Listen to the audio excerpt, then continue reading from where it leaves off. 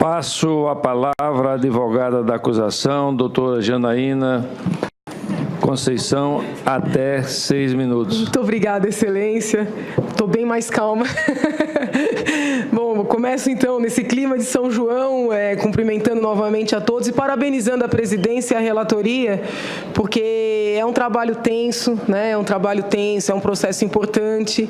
E eu cheguei aqui achando que essa delicadeza na forma do presidente conduzir o relator, que poderia de alguma maneira atrasar, e eu percebi o contrário, né? Que essa forma de condução branda, calma, cautelosa, na verdade está favorecendo no sentido de encaminhar os trabalhos, independentemente do resultado. Então eu queria aqui render minhas homenagens, né, nesse dia de São João, ao presidente, ao relator, pela serenidade. Eu acho que a palavra certa, a qualidade maior é essa. Dizer que, muito embora nós tenhamos que evoluir muito no que diz respeito aos estados e aos municípios, senador Wellington, eu concordo com Vossa Excelência, tem que lembrar que no que diz respeito a este caso, há um agravante pelo fato de haver as instituições financeiras federais. Existem muitos crimes a serem apurados e coibidos nas outras instâncias, e tem muitos prefeitos já punidos, e até procedimentos em face de governadores, mas é muito importante destacar isso, porque eu lembro que quando eu vim prestar os esclarecimentos aqui na comissão, muitos senadores disseram, mas tem estado tal, estado... Mas no âmbito federal tem uma situação muito grave, que é a utilização dos bancos públicos, o que fere de maneira, assim, direta os artigos 36 e 38 da Lei de Responsabilidade Fiscal, e, por consequência, a legislação que trata dos crimes de responsabilidade. Essa particularidade, ela não existe nos estados e nos municípios. Aliás, foi para proteger os bancos estaduais que essa lei foi criada, porque na época que a lei foi criada, muitos bancos tinham sido quebrados pela irresponsabilidade fiscal de governadores. Então, acho que esse ponto tem que ser destacado. E esse aspecto torna o nosso caso muito grave, né? Que esse caso sirva como exemplo para um maior rigor na responsabilidade fiscal nas outras instâncias, acho ótimo que seja assim. Mas é importante que essa diferença seja destacada. Eu gostaria também de enfatizar, não sei se o senador já saiu, o senador Lindbergh, a fala do senador Lindbergh foi muito importante quando ele diz que, desde o início, a defesa está dizendo que contou, que levou em consideração a meta proposta. Eu confesso que eu não tinha percebido nas falas da defesa uma confirmação tão clara, né, de que era a meta proposta que estava sendo utilizada como parâmetro. Eu considero isso como uma confissão do crime, porque é justamente isso que a denúncia está apontando, ao lado de todo o problema envolvendo as pedaladas, que são os empréstimos vedados dos bancos públicos, empréstimos esses não contabilizados, que geraram superávit fraudulento. É isso que a acusação está dizendo. Eles baixaram decretos, sabendo que o projeto não tinha sido aprovado, que teria todo um trâmite, contando com a meta proposta. Então, na verdade, o depoimento, o testemunho do doutor Marcos, aliado à fala do senador, com todo respeito, ao meu ver, vem confirmar a denúncia. O que eu vinha entendendo do que falava a defesa até agora era quase como uma não importância. A defesa tentava destacar que a meta não era relevante, que o que importava era a existência de superávit parcial nos órgãos setoriais, ou excesso de arrecadação parcial nos órgãos setoriais. Em vários momentos a defesa disse isso, olha, não importa a meta, o que interessa é que no órgão setorial tinha superávit ou tinha excesso de arrecadação. Nós entendemos que esse argumento também não se sustenta. Por quê? Porque se fosse assim, se o que importasse era o parcial e não o total, para que existe DRU? Para que existe lei orçamentária? Então, esse argumento já não fazia sentido ao nosso sentir. Porém, agora vem a confirmação de que a denúncia está correta. E, por isso, eu reitero aqui a todos os senadores presentes, a acusação pede que seja julgada procedente. não só nessa segunda fase de pronúncia, mas também na terceira fase, confirmando o afastamento da senhora presidente. E eu gostaria de fazer uma pergunta para o doutor Marcos. Doutor, o senhor se recorda quando do envio do PLN 5, quando estavam aguardando a aprovação, ou mesmo quando consideraram essa meta proposta, se nesta meta proposta estavam já considerados os empréstimos tomados dos bancos públicos, empréstimos esses que não tinham sido contabilizados no primeiro momento? O senhor lembra se esses empréstimos foram levados em consideração nesta meta proposta no PLN 5? Com a palavra, o senhor Marcos Ferreira, na condição de testemunha, 3 minutos. Obrigado, senador. Obrigado, advogada, pela pergunta.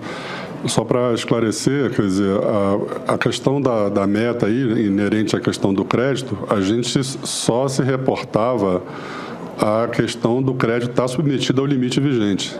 Então, ele estava vigente. Como eu disse anteriormente, inicialmente nas minhas falas, essa questão era tratada por uma outra área da Secretaria, Secretaria de Assuntos Fiscais. Então, eu não saberia, a senhora me desculpa, informar o que estaria sendo considerado, porque o relatório é extenso, né? E, às vezes, a gente consegue ler o relatório, né? Quando você consegue ler uma vez, a gente já tem que... né? Mas eu não saberia dizer para a senhora sobre isso, né? A palavra com a doutora Janaína, 3 minutos. Excelência, a pergunta tem a seguinte finalidade: a situação pode ser ainda mais grave, né? E muitas das participações da senadora Lúcia Vânia vão nesse sentido. A situação pode ser ainda mais grave do que a constatada na denúncia, porque se eles trabalharam com uma meta proposta, e se essa meta proposta sequer levava em consideração os débitos já reconhecidos, conhecidos pelo governo, perante o Banco do Brasil, perante o BNDES, relativamente ao FGTS, com relação à Caixa Econômica Federal, na verdade, até mesmo a meta proposta era fraudulenta, ela era fictícia. Então, isso é importante que fique claro.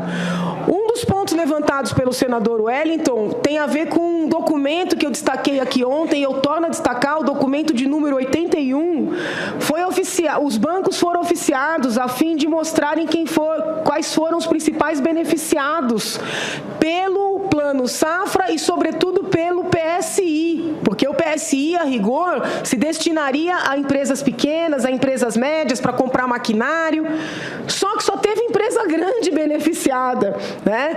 Empresa grande, inclusive multinacional, que é algo que gera estranheza, e o mais importante, em 2014, a Petrobras ganhou 200 milhões do PSI via BNDES, e em 2015, outros 200 milhões. Né? A dúvida é que fica, por que a Petrobras recebeu dinheiro do PSI via BNDES, sendo uma empresa pública, né? Não precisando comprar maquinário para gerar emprego, que isso era para empresas pequenas, empresas de médio porte? Por quê? Né? E gera uma outra reflexão, haja vista que foi na Petrobras que aconteceu a maior sangria para irrigar, inclusive, a campanha da presidente Dilma. Então, isso é um fato para o qual nós não podemos fechar os olhos. Mas era isso, torno a render as minhas homenagens, agradecer a todos por essa semana. Passo a palavra ao advogado da defesa, doutor Bruno Lemos, até 6 minutos. Senhor presidente, pelo visto a acusação já está usando seu tempo para as alegações finais, já requerendo a condenação. Interessante, espero que seja contado, inclusive, do prazo. Senhor presidente, o uso de metáforas aqui no caso e a infeliz comparação de trânsito tentando popularizar ou tentar se fazer compreensível um complexo crime de responsabilidade inexistente, é o que entende a defesa, né? Está me fazendo lembrar a tentativa de setores punitivistas que vêm gravitando hoje com grande intensidade no globo terrestre e com igual força no Brasil, sempre afeitos à teoria do direito penal do inimigo. O direito penal do autor em detrimento do fato, criando tipificações insubsistentes por analogia ou por interpretação analógica. E isso eu costumo dizer nas minhas aulas de processo penal para meus alunos. Hoje a acusação é a acusação, hoje os senadores da atual base aliada são senadores da atual base aliada, mas esquecem-se que esse bumerangue perigoso lançado um dia volta nos seus próprios pescoços. E eu torço que isso não aconteça, porque essa flexibilização aqui, nessa tentativa de se imputar um crime de responsabilidade inexistente, diante de interpretações, inclusive divergentes e igualmente razoáveis, salta aos olhos. E, como professor de processo penal, eu fico todo dia acordando, preocupado de como irei passar para os meus alunos as novidades que se vê em sede de operações midiáticas, e adoro o Senado adotando também a minha postura. Nesse ponto eu tenho a lamentar. Devo dizer também que houve manifestações de senadores anteriores, se referindo à testemunha da senhora Esther, e que houve um equívoco, na verdade. Novamente distorcida a posição de quem detectou um equívoco no depoimento. Um depoimento tecnicamente perfeito, na mesma linha, inclusive, do ministro Nelson Barbosa, né? E que ficou claro, na verdade, que decreto é neutro em relação à meta e que decreto é orçamentário e a meta é fiscal. Então, como se disse, e eventualmente passível de contingenciamento, né? O decreto de contingenciamento. Então, eu não consigo entender aonde se quer chegar com essa fúria acusatória, criando-se interpretações translocadas e até teratológicas data vênia por parte da acusação e de quem sustenta o processo de impeachment. Né? Muito bem. Aliás, seria importante também se afirmou taxativamente sobre a existência de 56 técnicos. Eu não sei onde se arrumou esse número, mas até onde eu tenho notícia foram 14 técnicos. Foi então, assim, a ideia, eu recebi a informação aqui, senhor senador, que foram de 14, podemos tirar essa dúvida depois, mas é na mesma dúvida, senador, excelente intervenção do senhor, para mostrar como é ruim nós trabalharmos com algo que não é concreto. Eu não tenho acesso agora para saber sobre os técnicos, sim ao teor do parecer. Também não tenho acesso ao documento que o senador Ronaldo Caiado se referiu aqui, dizendo que é de grande importância, de grande intensidade e densidade técnica, e que não está no processo, e foi usado como base para interrogar a testemunha. Então a defesa fica à míngua, tendo o seu direito cerceado de ter conhecimento desse documento. Então, data vênia, eu gostaria que esse documento fosse juntado aos autos, sob pena de cerceamento de defesa. Muito bem. Senhor Marcos, tranquilo, o senhor realmente respondeu as perguntas dentro das suas atribuições, tecnicamente irrepreensível dentro do que podia responder, não se comprometeu com nada que não fosse aquilo que sabe, né? Então, por isso, eu vou ser bem objetivo, eu tenho 3 perguntas, vou fazer 2 primeiras para que o senhor no primeiro momento responda, e no segundo momento que eu terei, farei a terceira. Bem objetivo. E aí eu queria saber só o seguinte, senhor Marcos, os recursos obtidos por superávit financeiro, ou excesso de arrecadação de recursos vinculados, poderiam ser utilizados para um fim diverso que o determinado pela vinculação legal, como, por exemplo, para promover o pagamento de amortização ou juros da dívida? E a segunda pergunta, caso fosse identificada pelo Ministério alguma ilegalidade em alguma minuta de decreto adicional, essa minuta de decreto seria encaminhada ao próximo estágio do processo decisório interno do Poder Executivo ou seria devolvida para a correção? Por hora, eu me satisfaço com essas perguntas. Com a palavra ao senhor Marcos Ferreira, na condição de testemunha, 3 minutos. Em relação à questão de superávit e de recursos vinculados, inclusive, determinação legal, né, que você não possa ter utilização diversa daquilo que está previsto na legislação, principalmente quando a vinculação constitucional. Então, isso é bastante observado e rigorosamente seguido, inclusive na hora da programação dos recursos no orçamento, para que a execução reflita a questão legal, o aspecto legal. E a segunda pergunta... Com relação especificamente à identificação de alguma ilegalidade pelo Ministério na minuta de decreto adicional, se isso, na verdade, seguiria ao próximo estágio ou se... É porque, na realidade, como a gente falou, já foi dito aqui, inclusive por colegas nossos, que, né, o dado de TI, por exemplo, que o sistema é parametrizado. Então, a parametrização é para garantir que você esteja cumprindo todos os dispositivos legais, ou seja, que a autorização recebida do Congresso Nacional está sendo obedecida. Então, você não tem como encaminhar um crédito que não esteja dentro da autorização recebida. Isso, o sistema está para isso. A interferência humana é no momento de você analisar o mérito do crédito que está sendo proposto. Então, se o crédito tiver algum aspecto ilegal, ou seja, estiver confrontando alguma legislação, alguma autorização que está no artigo 4º, o proponente não consegue nem enviar. Porque a restrição não é na hora de fazer. Você pode colocar qualquer coisa, mas na hora de você enviar, você tem uma coisa chamada um checklist. São as regras de negócio constante do sistema. É justamente para garantir que o que está sendo assinado tenha conformidade com a legislação, com a autorização recebida. Isso garante integridade ao crédito que está sendo proposto. Com a palavra, o advogado da defesa, doutor Bruno Lemos. Perfeito, a sua resposta é completa na minha leitura. Agora, a última questão apenas, e aí por sua expertise, inclusive de atuação, no caso das solicitações de crédito dos órgãos do Poder Judiciário, né? Especificamente na lei, a LDO de 2015, né? Artigo 41 trata especificamente das propostas de abertura e a anexação do parecer de mérito. Né? Aí a minha pergunta é, assim sendo, qual o conteúdo do parecer de mérito emitido pelo CNJ em relação às solicitações de crédito contempladas no decreto publicado em 22 de 2015, que beneficiou a Justiça do Trabalho, a Justiça Federal, a Justiça Eleitoral e o TJDF? E se esse parecer indicou haver alguma possibilidade de irregularidade? Não. Com a palavra, o senhor Marcos Ferreira, na condição de testemunha, 2 minutos. Em relação aos demais poderes, eles se sujeitam à mesma legislação, ou seja, à mesma autorização contida no artigo 4º.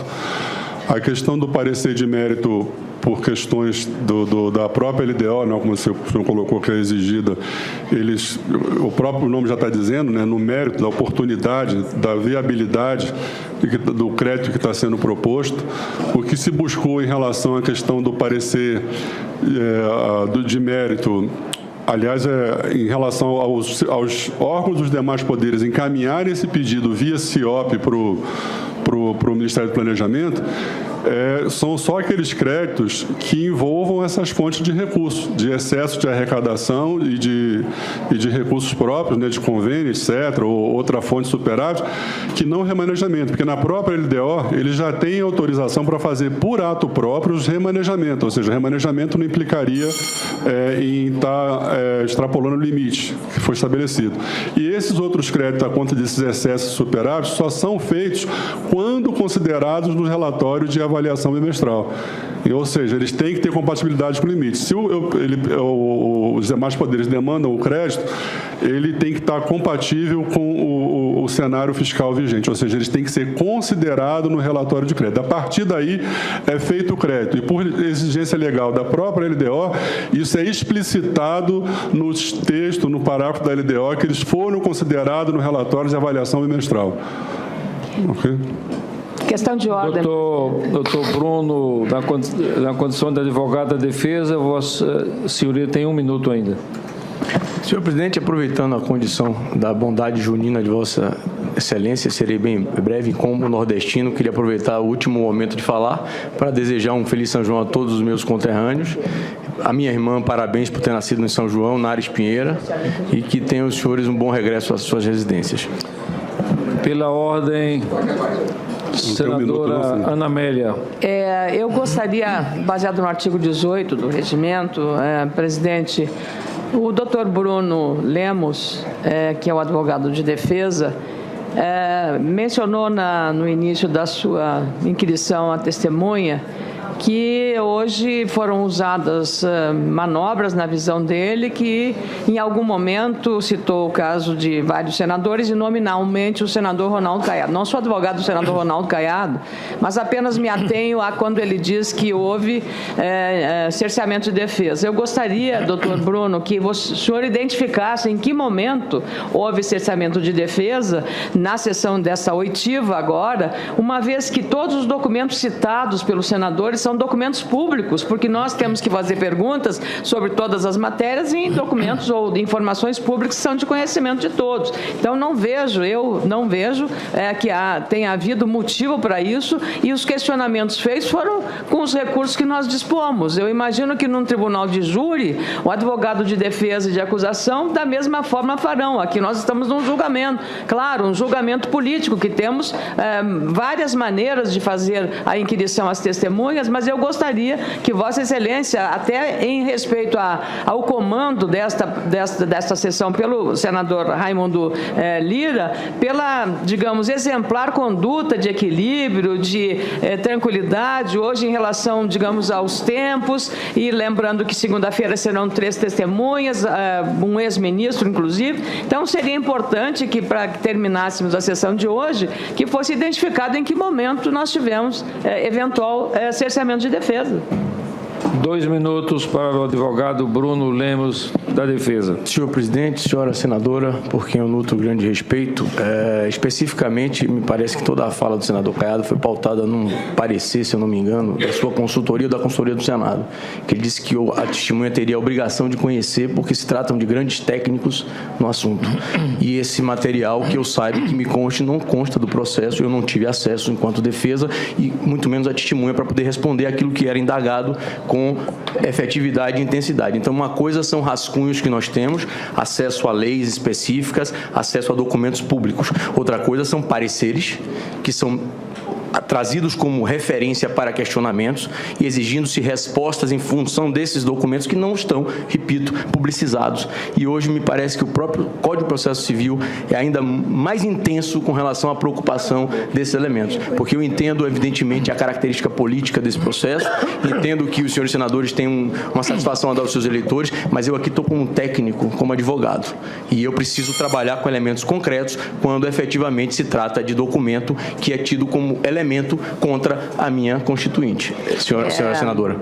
Antes, Vossa Excelência ainda quer... Não, é apenas dizer que eu acho que quando a gente se vale da consultoria legislativa, ou mesmo do assessoramento, que nós temos aqui a obrigação. E a testemunha tem toda a liberdade de dizer, e isso não se trata de cerceamento, ela apenas vai dizer, não sei, não. Ontem nós tivemos várias testemunhas que disseram, eu não estou a par desse assunto, não estou habilitada a responder esse assunto. E essa é a resposta. Nós não sabemos que ninguém é aqui douto em tudo que é assunto, então é natural, mas isso não pode, no meu modesto juízo, configurar nem desrespeito à testemunha, nem cerceamento de defesa. Muito obrigada. Antes de concluir essa reunião, gostaria de fazer algumas comunicações.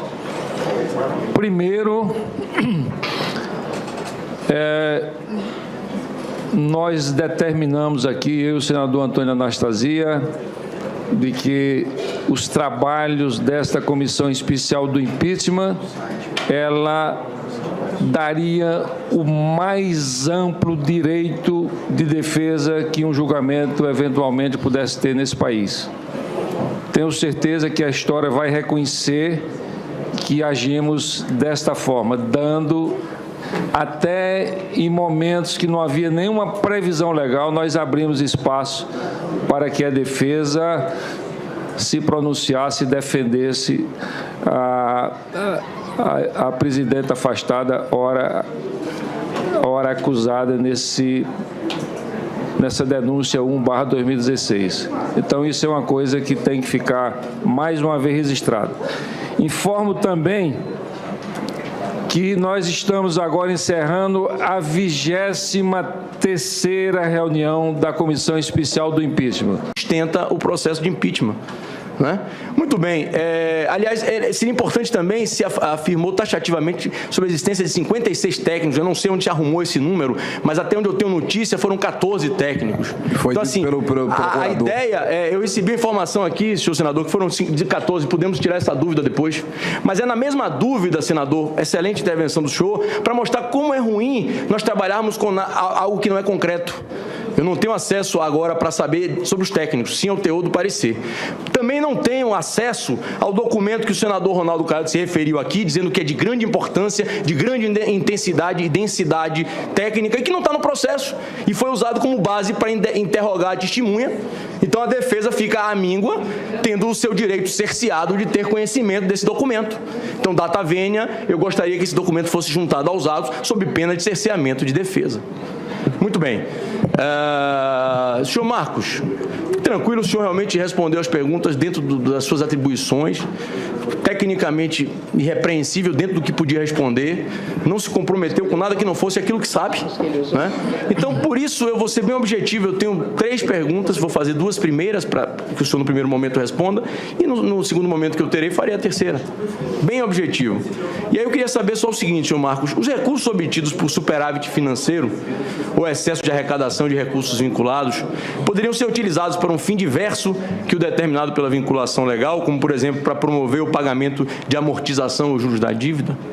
E a segunda pergunta, caso fosse identificada pelo Ministério alguma ilegalidade em alguma minuta de decreto adicional, essa minuta de decreto seria encaminhada ao próximo estágio do processo decisório interno do Poder Executivo ou seria devolvida para a correção? Por hora, eu me satisfaço com essas perguntas. Com a palavra ao senhor Marcos Ferreira, na condição de testemunha, 3 minutos. Em relação à questão de superávit e de recursos vinculados, inclusive, determinação legal, né, que você não possa ter utilização diversa daquilo que está previsto na legislação, principalmente quando a vinculação constitucional. Então, isso é bastante observado e rigorosamente seguido, inclusive na hora da programação dos recursos no orçamento, para que a execução reflita a questão legal, o aspecto legal. E a segunda pergunta... Com relação especificamente à identificação de alguma ilegalidade pelo Ministério na minuta de decreto adicional, se isso, na verdade, seguiria ao próximo estágio ou se... É porque, na realidade, como a gente falou, já foi dito aqui, inclusive por colegas nossos, que, né, o dado de TI, por exemplo, que o sistema é parametrizado. Então, a parametrização é para garantir que você esteja cumprindo todos os dispositivos legais, ou seja, que a autorização recebida do Congresso Nacional está sendo obedecida. Então, você não tem como encaminhar um crédito que não esteja dentro da autorização recebida. Isso, o sistema está para isso. A interferência humana é no momento de você analisar o mérito do crédito que está sendo proposto. Então, se o crédito tiver algum aspecto ilegal, ou seja, estiver confrontando alguma legislação, alguma autorização que está no artigo 4º, o proponente não consegue nem enviar, porque a restrição não é na hora de fazer. Você pode colocar qualquer coisa, mas na hora de você enviar, você tem uma coisa chamada um checklist, são as regras de negócio constantes.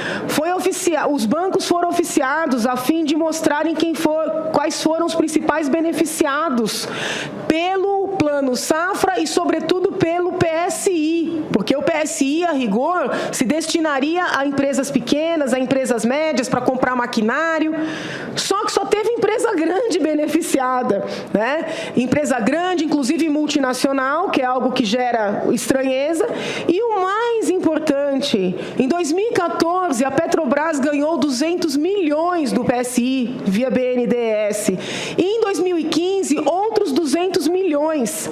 Né? A dúvida é que fica, por que a Petrobras recebeu dinheiro do PSI via BNDES, sendo uma empresa pública, né? Não precisando comprar maquinário para gerar emprego, que isso era para empresas pequenas, empresas de médio porte. Por quê? Né? E gera uma outra reflexão, haja vista que foi na Petrobras que aconteceu a maior sangria para irrigar, inclusive a campanha da presidente Dilma.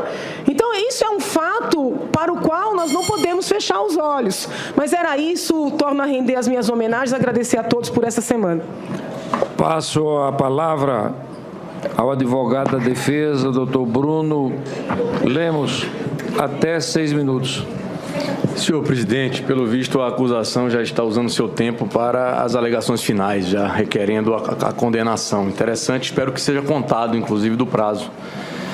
Senhor presidente, o uso de metáforas aqui no caso e a infeliz comparação de trânsito tentando popularizar ou tentar se fazer compreensível um complexo crime de responsabilidade inexistente, é o que entende a defesa, né? Está me fazendo lembrar a tentativa de setores punitivistas que vêm gravitando hoje com grande intensidade no globo terrestre e com igual força no Brasil, sempre afeitos à teoria do direito penal do inimigo. O direito penal do autor em detrimento do fato, criando tipificações insubsistentes por analogia ou por interpretação analógica. E isso eu costumo dizer nas minhas aulas de processo penal para meus alunos. Hoje a acusação é a acusação, hoje os senadores da atual base aliada são senadores da atual base aliada, mas esquecem-se que esse bumerangue perigoso lançado um dia volta nos seus próprios pescoços. E eu torço que isso não aconteça, porque essa flexibilização aqui, nessa tentativa de se imputar um crime de responsabilidade inexistente, diante de interpretações, inclusive divergentes e igualmente razoáveis, salta aos olhos. E, como professor de processo penal, eu fico todo dia acordando, preocupado de como irei passar para os meus alunos as novidades que se vê em sede de operações midiáticas, e adoro o Senado adotando também a minha postura. Nesse ponto eu tenho a lamentar. Devo dizer também que houve manifestações de senadores anteriores se referindo à testemunha da senhora Esther, e que houve um equívoco, na verdade. Novamente distorcida a posição de quem detectou um equívoco no depoimento. Um depoimento tecnicamente perfeito, na mesma linha, inclusive, do ministro Nelson Barbosa, né? E que ficou claro, na verdade, que decreto é neutro em relação à meta e que decreto é orçamentário e a meta é fiscal. Então, como se disse, e eventualmente passível de contingenciamento, né? O decreto de contingenciamento. Então, eu não consigo entender aonde se quer chegar com essa fúria acusatória, criando-se interpretações translocadas e até teratológicas data vênia por parte da acusação e de quem sustenta. Com a meta proposta. Então, na verdade, o depoimento, o testemunho do Dr. Marcos, aliado à fala do senador, com todo respeito, ao meu ver, vem confirmar a denúncia. O que eu vinha entendendo do que falava a defesa até agora era quase como uma não importância. A defesa tentava destacar que a meta não era relevante, que o que importava era a existência de superávit parcial nos órgãos setoriais, ou excesso de arrecadação parcial nos órgãos setoriais. Em vários momentos a defesa disse isso: olha, não importa a meta, o que interessa é que no órgão setorial tinha superávit ou tinha excesso de arrecadação. Nós entendemos que esse argumento também não se sustenta. Por quê? Porque se fosse assim, se o que importasse era o parcial e não o total, para que existe DRU? Para que existe lei orçamentária? Então, esse argumento já não fazia sentido ao nosso sentir. Porém, agora vem a confirmação de que a denúncia está correta. E, por isso, eu reitero aqui a todos os senadores presentes, a acusação pede que seja julgada procedente. Não só nessa segunda fase de pronúncia, mas também na terceira fase, confirmando o afastamento da senhora presidente. E eu gostaria de fazer uma pergunta para o doutor Marcos. Doutor, o senhor se recorda quando do envio do PLN 5, quando estavam aguardando a aprovação, ou mesmo quando consideraram essa meta proposta, se nesta meta proposta estavam já considerados os empréstimos tomados dos bancos públicos, empréstimos esses que não tinham sido contabilizados no primeiro momento? O senhor lembra se esses empréstimos foram levados em consideração nesta meta proposta no PLN 5? Com a palavra, o senhor Marcos Ferreira, na condição de testemunha, 3 minutos. Obrigado, senador. Obrigado, advogada, pela pergunta. Só para esclarecer, quer dizer, a questão da meta aí, inerente à questão do crédito, a gente só se reportava a questão do crédito estar submetido ao limite vigente.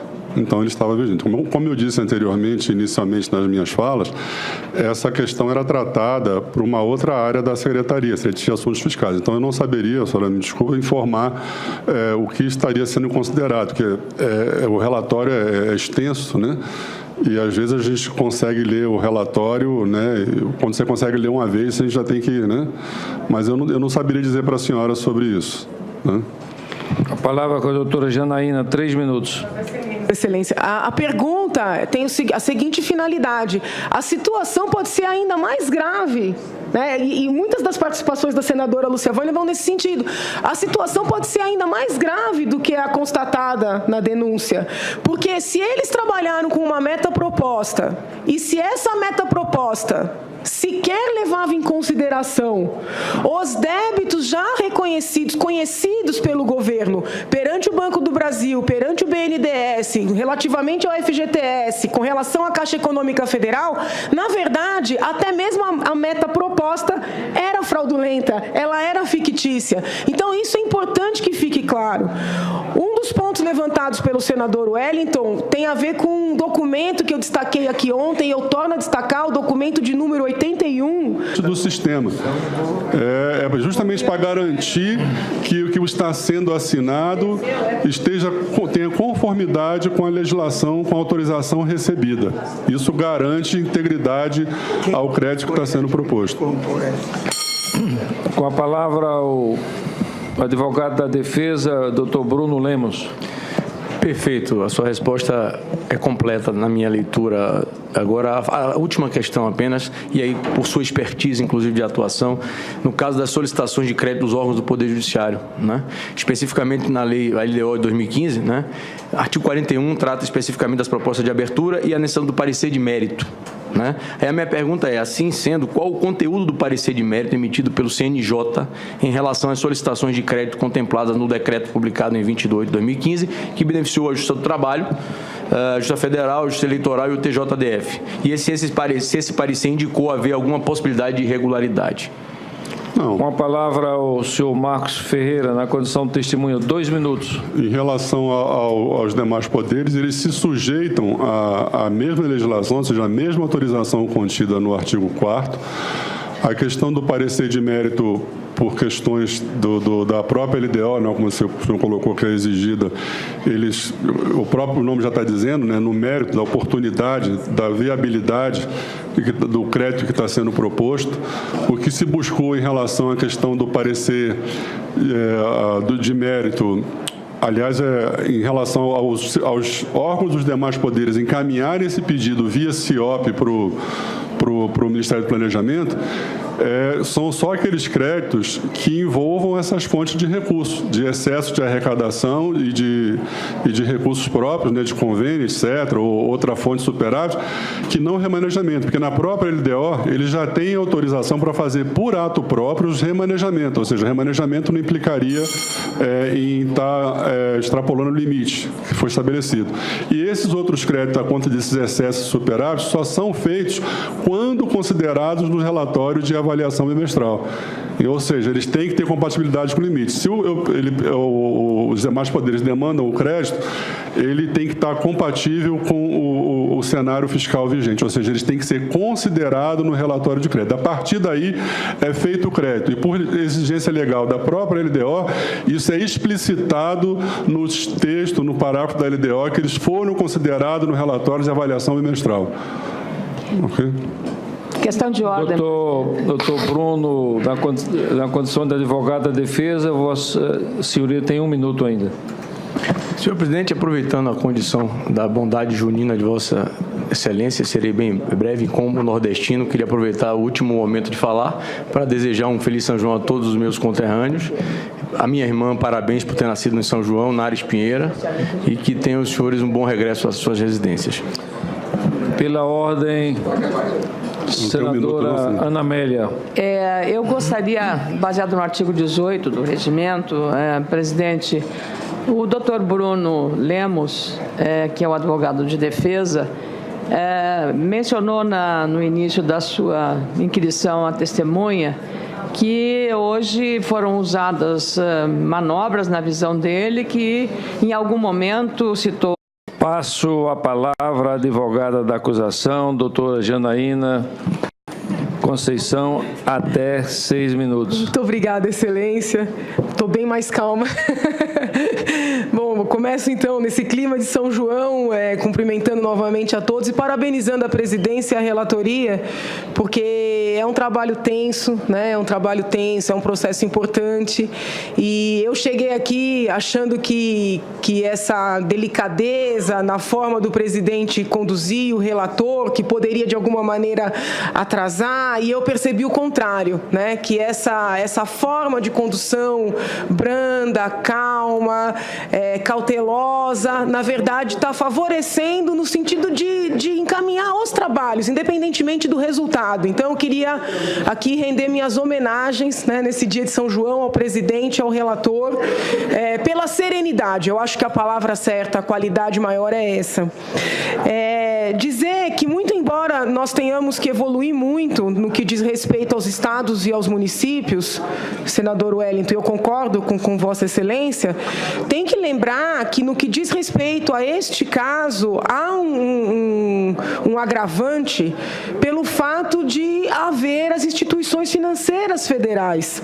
Existem muitos crimes a serem apurados e coibidos nas outras instâncias, e tem muitos prefeitos já punidos, e até procedimentos em face de governadores, mas é muito importante destacar isso, porque eu lembro que quando eu vim prestar os esclarecimentos aqui na comissão, muitos senadores disseram, mas tem estado tal, estado... Mas no âmbito federal tem uma situação muito grave, que é a utilização dos bancos públicos, o que fere de maneira assim direta os artigos 36 e 38 da Lei de Responsabilidade Fiscal e, por consequência, a legislação que trata dos crimes de responsabilidade. Essa particularidade, ela não existe nos estados e nos municípios. Aliás, foi para proteger os bancos estaduais que essa lei foi criada, porque na época que a lei foi criada, muitos bancos tinham sido quebrados pela irresponsabilidade fiscal de governadores. Então, acho que esse ponto tem que ser destacado. E esse aspecto torna o nosso caso muito grave, Que esse caso sirva como exemplo para um maior rigor na responsabilidade fiscal nas outras instâncias, acho ótimo que seja assim. Mas é importante que essa diferença seja destacada.